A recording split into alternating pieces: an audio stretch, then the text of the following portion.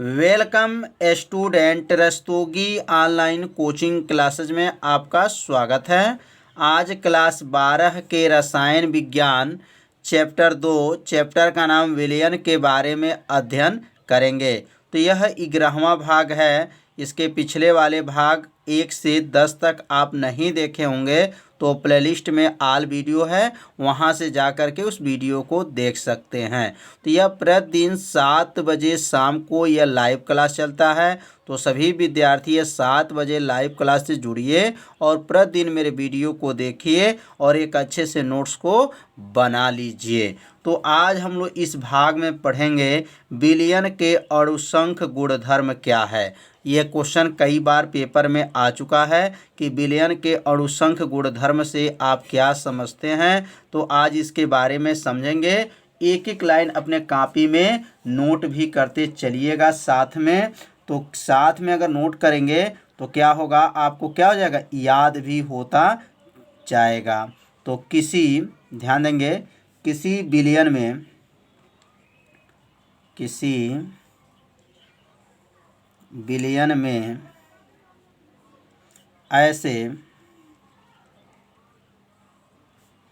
ऐसे गुण जो विलयन में उपस्थित विलय के कणों की संख्या पर निर्भर करते हैं। तो याद रखिए, किसी विलयन में ऐसे गुण, ध्यान देना है कि किसी विलयन में ऐसे गुण जो विलयन में उपस्थित विलय के कणों की संख्या पे क्या हों, निर्भर करते हैं। किसके कणों पर? विलय के कणों की संख्या पर, विलय के कणों पे नहीं, किस पे? विलय के कणों की संख्या पर निर्भर करते हैं। उसे अणुसंख गुणधर्म कहते हैं। उसे अणुसंख गुणधर्म कहते हैं। तो इसे अपने कॉपी में क्या कीजिए, नोट कर लीजिए, क्योंकि यह क्वेश्चन कई बार परीक्षा में पूछा जा चुका है। गुणधर्म कहलाते हैं। तो एक बार इस उत्तर को रिवीजन किया जाए। किसी विलयन में ऐसे गुण जो विलयन में उपस्थित विलय के कणों की संख्या पर निर्भर करते हैं, उसे अणुसंख गुणधर्म कहलाते हैं। उसे अणुसंख गुणधर्म कहते हैं। लिखिए,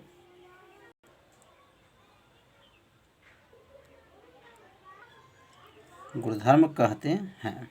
तो इसे अपने कॉपी में क्या कीजिए, नोट कर लीजिए। अब जैसे क्या है इसमें, तो जैसे यहाँ एग्जाम्पल लिख लेंगे।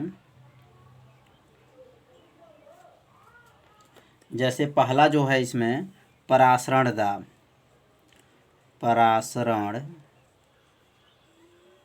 दाब है। वाष्प दाब का औनमन,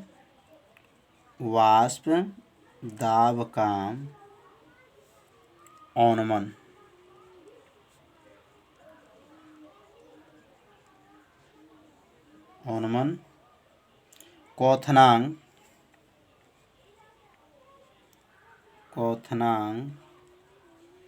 का उन्नयन। क्वथनांक में क्या लिख सकते हैं, क्वथनांक में उन्नयन। सबका परिभाषा बता दिया गया है। तो पिछले भाग में वीडियो आप लोग जरूर देखिए, क्योंकि इसमें परासरण दाब, वाष्प दाब के औनमन क्या होते हैं, तो इसका वीडियो अपलोड है। आप लोग वीडियो को ज़रूर देखें। तो हिमांक में औनमन, ये सब किसका एग्जाम्पल है? तो यह जो है विलयन के अणुसंख गुणधर्म के उदाहरण हैं। जैसे परासरण दाब, वाष्प दाब का औनमन, क्वथनांक में उन्नयन, हिमांक में औनमन, ये सब विलयन के अणुसंख गुणधर्म के उदाहरण हैं। तो समझ में आ गया होगा कि विलयन के अणुसंख गुणधर्म क्या हैं। अब पढ़ेंगे अपसामान्य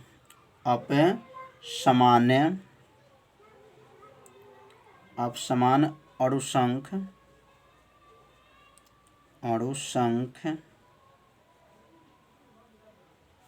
गुणधर्म।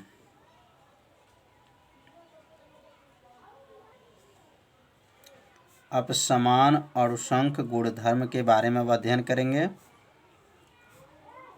तो एक एक लाइन अपने उत्तर को कॉपी में नोट करते चलिए।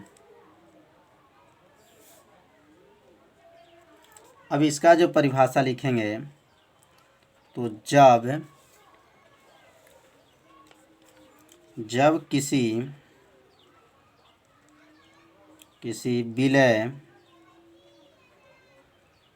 किसी विलय को विलायक में घोलते हैं। किसको? विलय को विलायक में घोलते हैं।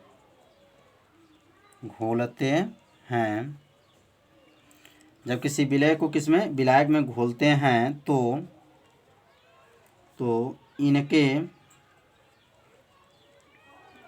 इनके अणुसंख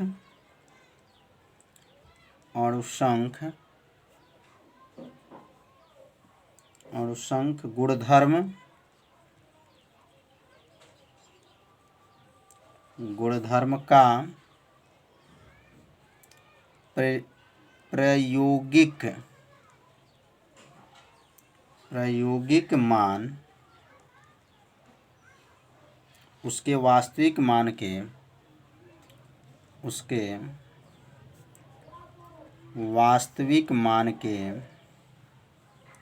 वास्तविक मान से भिन्न होता है। भिन्न आता है।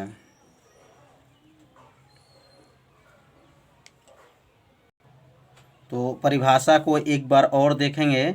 जब किसी विलय को, ध्यान दीजिए, जब किसको विलय को विलायक में घोलते हैं तो इनके अणुसंख गुणधर्म का प्रायोगिक मान उसके वास्तविक मान से क्या आता है? भिन्न आता है। जो इनका जो अणुसंख गुणधर्म का जो प्रयोग का मान होगा और वास्तविक मान से देखेंगे तो मान क्या आएगा? भिन्न आता है। इसी मान को क्या कहेंगे? अपसमान अणुसंख गुणधर्म कहते हैं। तो इसका मतलब जो मान आएगा समान नहीं आएगा, भिन्न आता है, इसलिए इसे क्या कहेंगे? अपसमान। अपसमान मतलब समान नहीं, माने मान क्या होना चाहिए? भिन्न होना चाहिए। तो यहाँ लिखेंगे ऐसे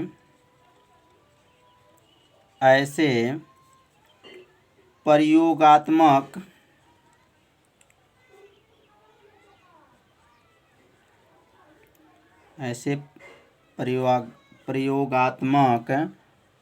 अणुसंख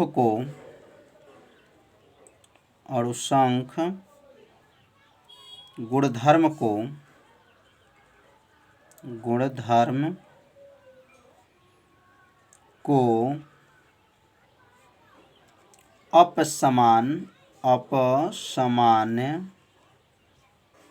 अपसमान अणुसंख गुणधर्म कहते हैं। अणुसंख गुणधर्म कहते हैं। तो परिभाषा बहुत आसान है, तो इसे अपने कॉपी में क्या कीजिए? नोट कर लीजिए। अब यहाँ पे जो है अपसमान गुणधर्म का अर्थ यह हो गया, अपसमान का मतलब उसका जो मान आएगा वह सामान्य नहीं होगा, वह मान क्या होगा? भिन्न होगा। इसका मतलब प्रायोगिक मान उसके वास्तविक मान से क्या है? भिन्न आता है। ऐसे प्रयोगात्मक अणुसंख गुणधर्म को अपसमान अणुसंख गुणधर्म कहते हैं। तो समझ में आ रहा होगा। यदि आपको समझ में नहीं आ रहा होगा तो ज़रूर कमेंट कीजिए।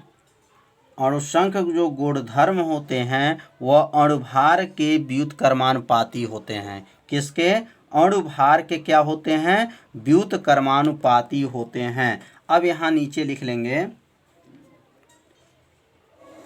अणुसंख गुणधर्म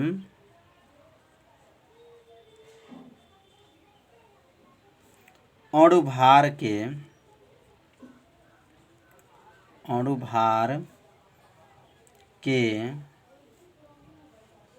व्युत्क्रमानुपाती होते हैं। व्युत्क्रमानुपाती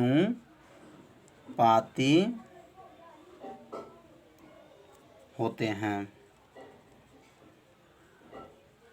जो अणुसंग गुणधर्म होते हैं वह अणुभार के क्या होते हैं, क्या व्युत्क्रमानुपाती होते हैं। तो यहाँ पे लिख देंगे अणुसंख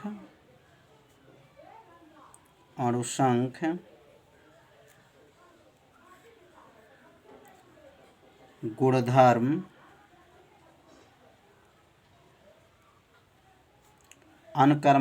व्युत्क्रमानुपाती हो जाएगा 1/अणुभार।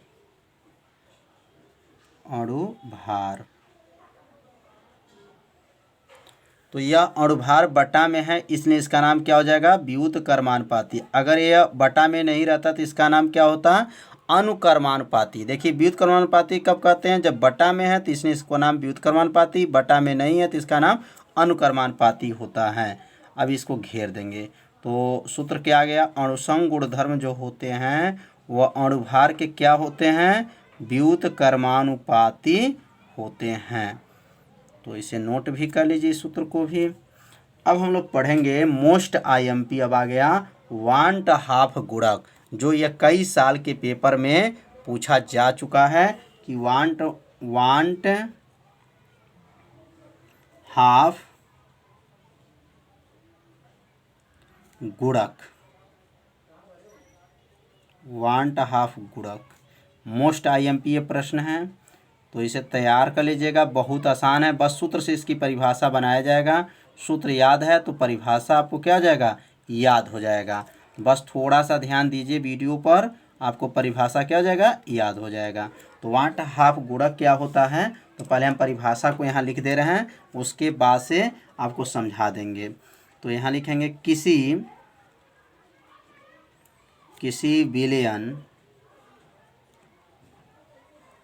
विलयन में प्रेक्षित अणुसंख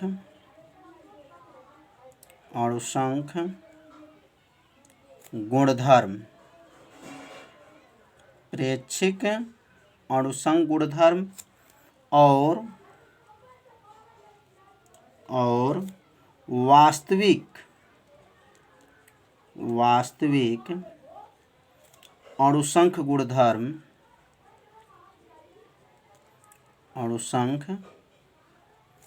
गुणधर्म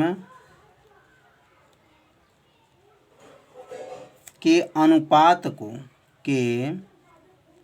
अनुपात को वांट हाफ गुणक कहते हैं। वांट हाफ गुणक कहते हैं। बस दो का नाम याद रखेंगे, परिभाषा क्या हो जाएगा, बन जाएगा। किसका नाम याद रखना है, बस ये प्रेक्षित अणुसंख गुणधर्म, वास्तविक अणुसंख गुणधर्म के अनुपात को वांट हाफ गुणक कहते हैं। कितना आसान परिभाषा है। अब इसे आई से यहाँ लिख सकते हैं, इसे आई से प्रदर्शित करते हैं। किसे, आई से प्रदर्शित करते हैं। आई से प्रदर्शित करते हैं, तो आई से प्रदर्शित करते हैं। अब यहाँ लिख लेंगे आई बराबर सूत्र क्या बनेगा, तो आई बराबर सूत्र हो जाएगा प्रेक्षित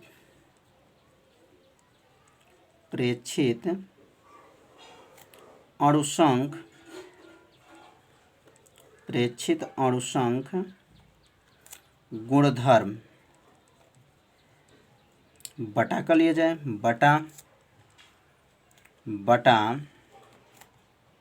बटा को विज्ञान में क्या कहते हैं, अनुपात। बटा को विज्ञान में याद रखिएगा अनुपात कहा जाता है। अब यहाँ बट्टे में क्या लिखेंगे, वास्तविक अणुसंख गुणधर्म। अब इसी से परिभाषा को क्या बोला गया है, तो आई का परिभाषा अगर याद करना चाहते हैं तो यह सूत्र अगर याद है तो समझिए परिभाषा को क्या हो जाएगा, याद हो जाएगा। कैसे परिभाषा बना है, तो एक बार परिभाषा देखेंगे। किसी विलयन में प्रेक्षित अणुसंघ गुणधर्म और वास्तविक अणुसंख गुणधर्म के अनुपात, ये बटा को अनुपात कहते हैं, के अनुपात को वांट हाफ गुणक कहते हैं। इसे आई से प्रदर्शित करते हैं। तो इसका उत्तर सिर्फ इसी में छिपा है, बस बनाना आपको सीखना है, कैसे परिभाषा बनाया जाता है। तो आप इसे पहले सूत्र याद कीजिए, परिभाषा बन जाएगा। बस ऊपर वाला नाम लिखिए और नीचे के अनुपात परिभाषा बन गया। तो परिभाषा समझ में आ गया होगा। वांट हाफ गुणक क्या है? तो प्रेक्षित अणुसंघ गुणधर्म वास्तविक अणुसंघ गुणधर्म के अनुपात को वांट हाफ गुणक कहते हैं। इसका मान जो होता है, याद रखिएगा, इसका मान 1 से कम होता है। किससे? 1 से कम होता है। 1 से क्या होता है? कम होता है। तो याद रखेंगे, वांट हाफ गुणक का मान कितना होता है? तो इसका मान जो होता है 1 से कम होता है। तो वांट हाफ गुणक बढ़िया से आपको समझ में आ गया होगा। अब हम लोग पढ़ेंगे आदर्श विलयन। आदर्श विलयन क्या होते हैं? आदर्श विलयन, तो आदर्श विलयन की परिभाषा बहुत आसान है, बस थोड़ा सा ध्यान देंगे, परिभाषा क्या हो जाएगा? याद हो जाएगा। तो यहाँ पे अब परिभाषा लिखेंगे, तो लिखेंगे ऐसे विलयन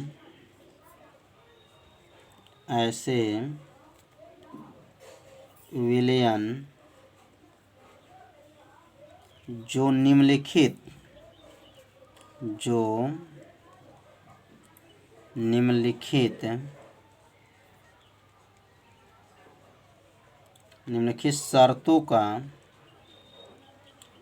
शर्तों का पालन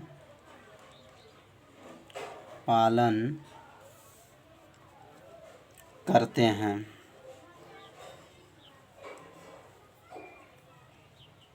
ऐसे विलयन जो निम्नलिखित शर्तों को क्या करते हैं? पालन करते हैं।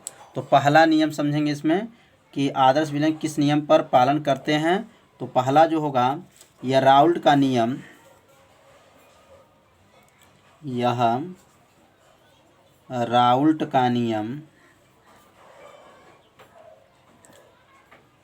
राउल्ट के नियम का 100%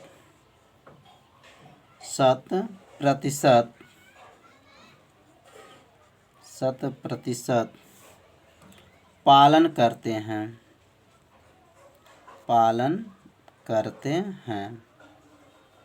तो पहला समझ में आ गया होगा कि आदर्श विलयन जो होते हैं निम्न शर्तों को पालन करते हैं। पहला क्या है? या राउल्ट के नियम को 100% क्या करते हैं? पालन करते हैं। कौन? आदर्श विलयन।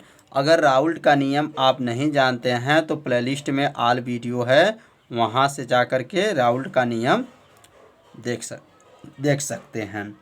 तो अब इसमें दूसरा जानेंगे।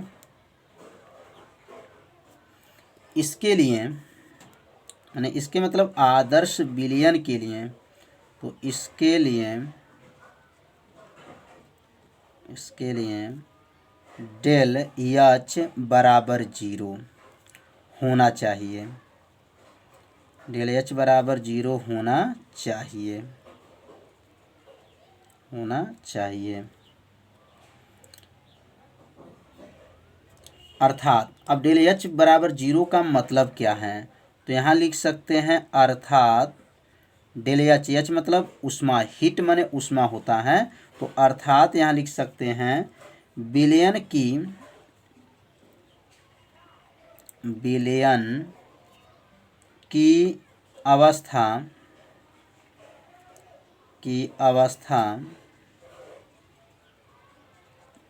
की अवस्था ऊष्मा न तो अवशोषित होती है और न ही उत्सर्जित होती हैं।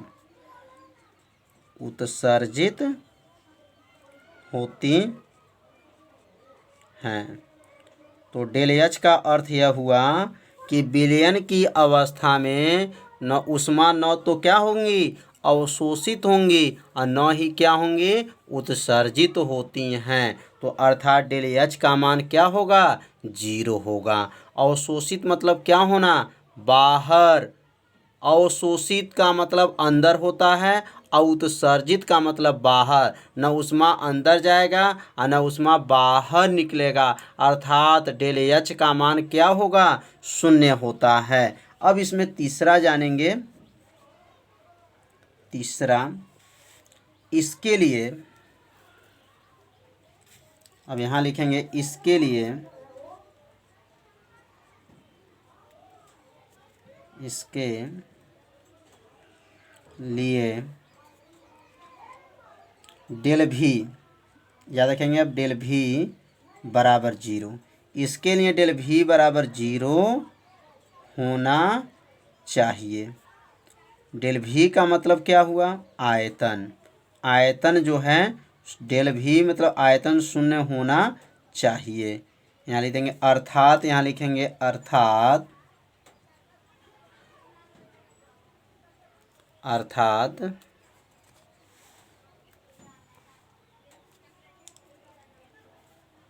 विलयन, अर्थात विलयन की अवस्था, विलयन की अवस्था में आयतन,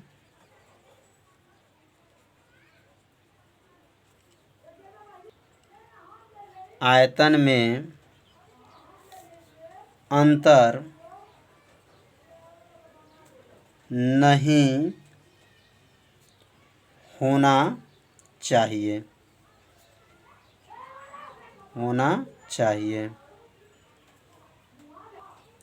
अर्थात विलयन की अवस्था में आयतन में अंतर नहीं होना चाहिए, मतलब जो आयतन जो हो क्या हो, वह 0 होना चाहिए, अंतर नहीं होना चाहिए। तो यह किसका था नियम, आदर्श विलयन के नियम जो है, ये शर्तें हैं, 3 शर्तें हैं। तो तीनों शर्तों को अच्छे से आपको समझ में आ गया होगा। इसे अपने कॉपी में क्या कर लीजिए, नोट कर लीजिए, और इसे अच्छे से क्या कर लीजिए, तैयार कर लीजिए। अब पढ़ेंगे हम लोग सम आयन प्रभाव। सम आयन प्रभाव, सम आयन प्रभाव क्या है, तो सम आयन प्रभाव के बारे में अब समझेंगे। सम माने नाम से ही पता चल जाए, सम आयन प्रभाव। अब यहाँ पे इसका उत्तर को समझेंगे।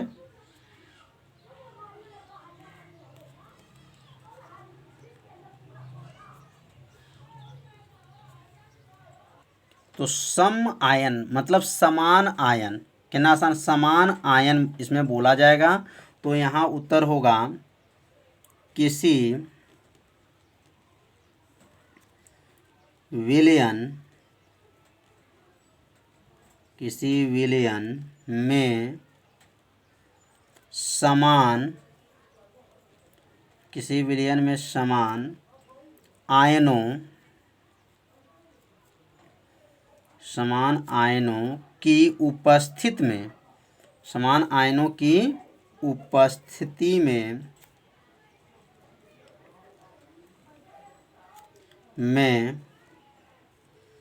विलय, विलय पदार्थ, विलय पदार्थ की विलयता, विलय पदार्थ की विलयता घट जाती हैं, घट जाती हैं।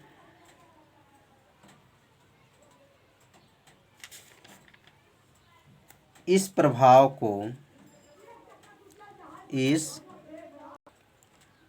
प्रभाव को सम आयन, सम आयन प्रभाव, सम आयन प्रभाव कहते हैं।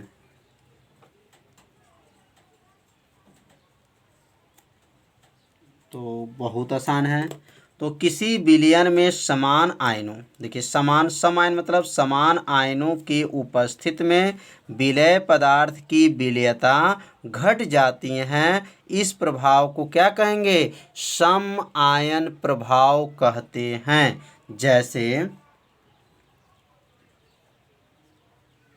जैसे जल में, अब यहाँ लिखेंगे जल में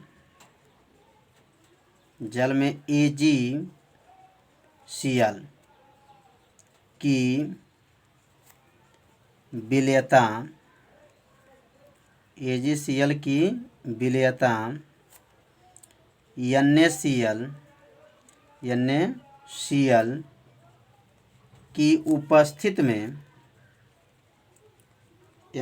की उपस्थिति में घट जाती हैं।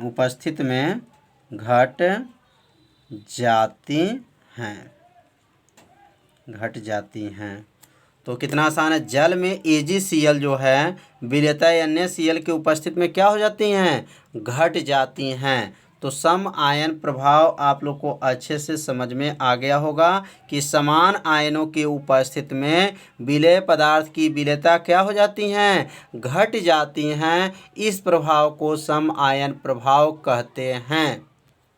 तो आज का पढ़ाई समझ में आ गया होगा। तो आज जो है विलयन चैप्टर क्या हो गया? समाप्त हो गया। तो अध्याय 2 भी आज पूरा हुआ। तो आप फर्स्ट चैप्टर और सेकंड चैप्टर यदि आप नहीं देखे होंगे तो प्लेलिस्ट में ऑल वीडियो है, वहां से जा कर के उस वीडियो को देख सकते हैं। यदि मेरे चैनल पर आप पहली बार आए हैं तो मेरे चैनल को क्या कीजिए? सब्सक्राइब कर लीजिए और बेल आइकन घंटी को ऑप्शन को भी ओके कर लीजिए, जिससे कोई भी वीडियो को अपलोड किया जाए तो उसका मैसेज तुरंत आपके पास पहुंच जाए। तो कल अब विलयन चैप्टर से संबंधित न्यूमेरिकल के बारे में अध्ययन करेंगे। तो कल का वीडियो आप लोग देखना मत भूलिएगा, क्योंकि इस चैप्टर का कल न्यूमेरिकल चलेगा और अभ्यास वाले प्रश्नों को हल करके बताया जाएगा। तो कल शाम को 7 बजे इस लाइव क्लास से जुड़िए और प्रतिदिन मेरे वीडियो को देखिए। तो कल हम शाम को 7 बजे मिलेंगे। तब तक के लिए नमस्कार।